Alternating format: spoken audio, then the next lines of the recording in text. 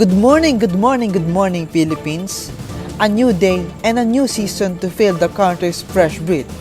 Investigating a wide range of data that addresses the three distinct articles that made up the 1987 Philippine Constitution. I am Janjaira Dizon and this is The Expose. For our first news for today, the 1987 Constitution established a representative democracy with the executive, a bicameral legislature, and the judiciary as the three distinct and independent parts of government. For more infos, here is our first reporter, Mr. Kester Rica Franca.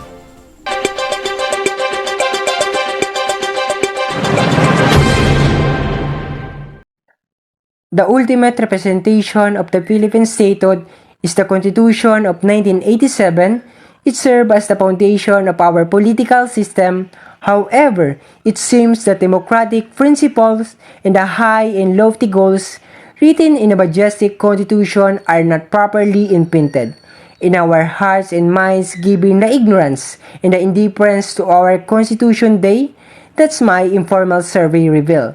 There are of course others, more revealing indication that our political consciousness has not been imbued with the constitutional spirit, and among these, there are unwearying influence of political dynasty in our political life is the most depressing. I am Mark Kester Enrico Franca for The Expose.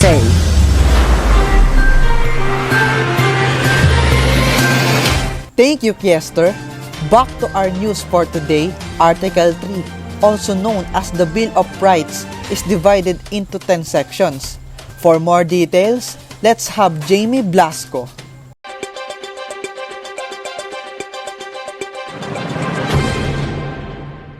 Thank you, Jairo. Article 3 covers the Bill of Rights and it consists of one section with 10 articles. It states that no person shall be deprived of life, liberty, or property without due process of law. No person shall be denied equal protection of the laws, or no person shall be denied the right to compensation for property taken by eminent domain.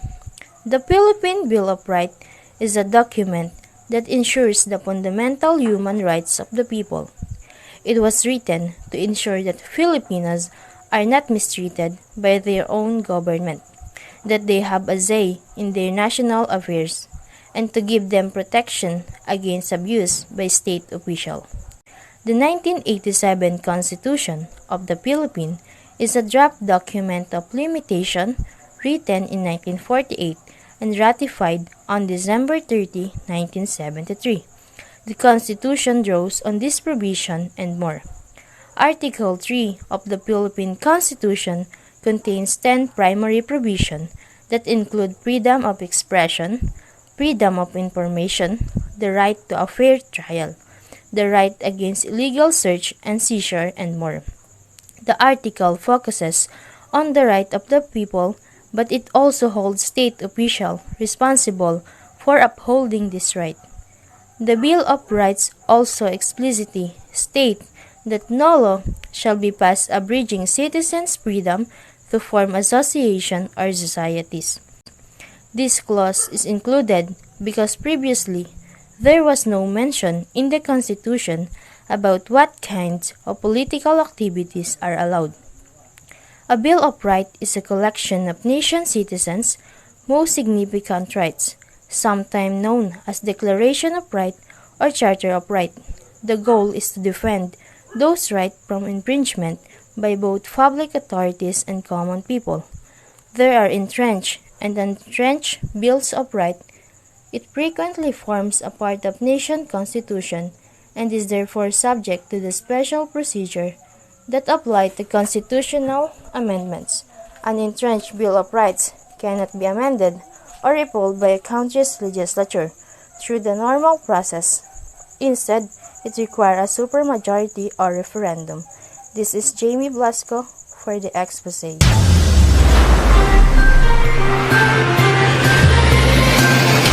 Thank you, Jamie. And now, we will discuss our Article 4 and 5 when we return.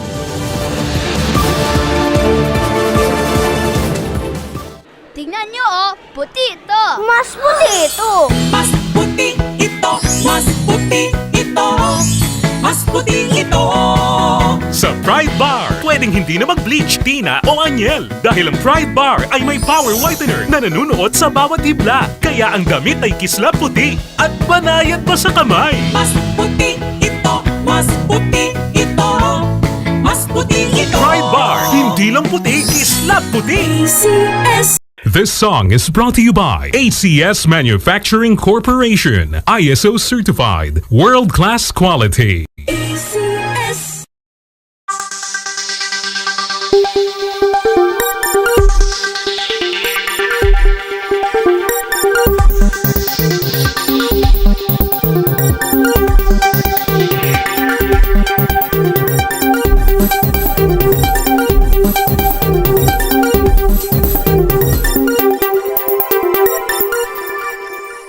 And we're back.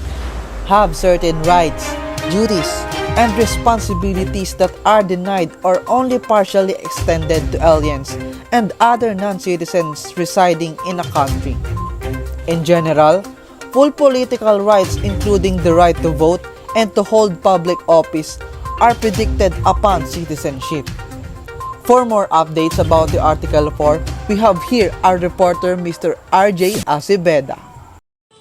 Citizenship in the Philippines shall be based on affiliation, which means that a person's citizenship is derived from his father or if his parents are foreign nationals from their mother. In most cases, a child acquires citizenship from his or her parents at birth.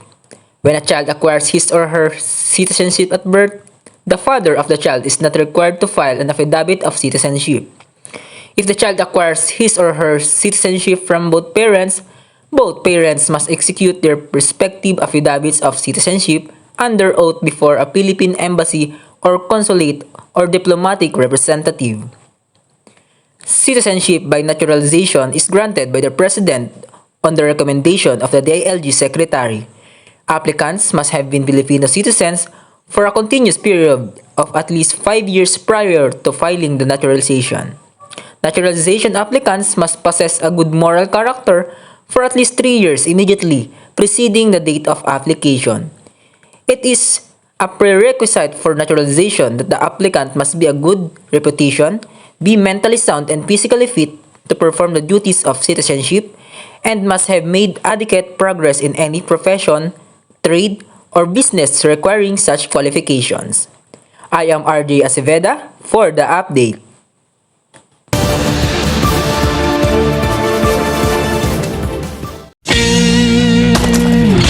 Huwag kang aayaw! Think positive! Huwag kang aayaw! Think positive! Huwag kang Ganito ang naka-Revicon Forte. Laging nagtithink positive dahil may lakas na di umayaw.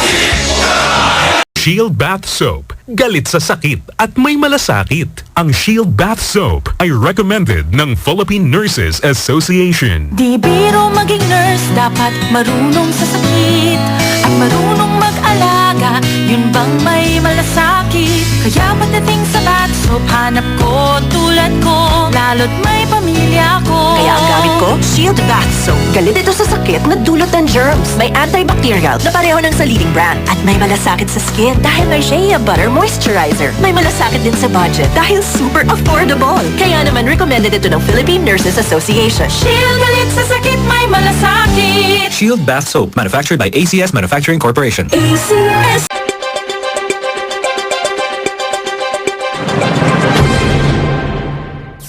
For our last dispatch, suffrage may be exercised by all citizens of the Philippines, not otherwise disqualified by law, who are at least 18 years of age, and who shall have resided in the Philippines for at least 1 year, and in the place wherein they propose to vote for at least 6 months immediately preceding the election.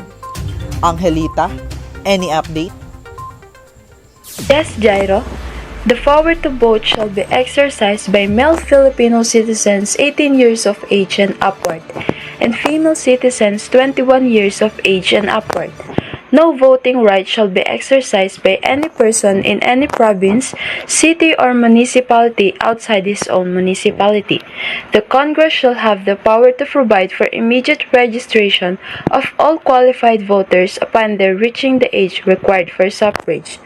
The Congress may make such special provisions for the benefit of the young, of the native inhabitants of our maritime and frontier provinces, or of migrants therein.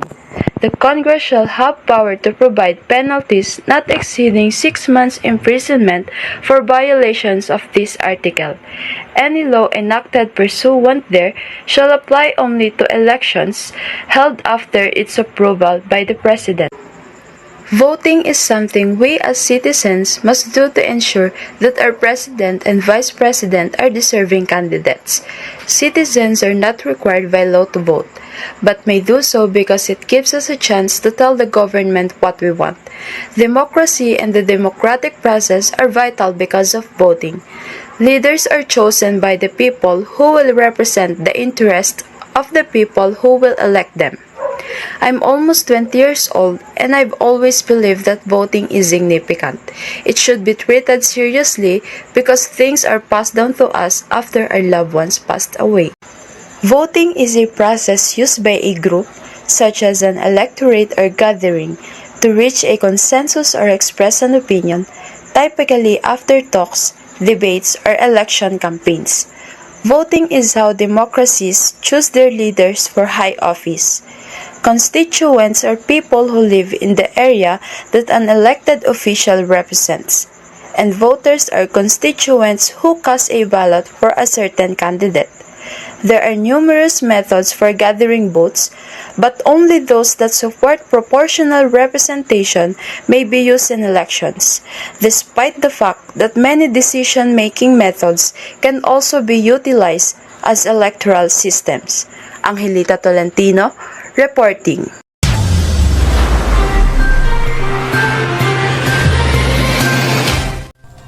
And that is it for today's latest happenings in and out of the country, delivering punctual and bold news. I am Janjara Dison and this is The Expose.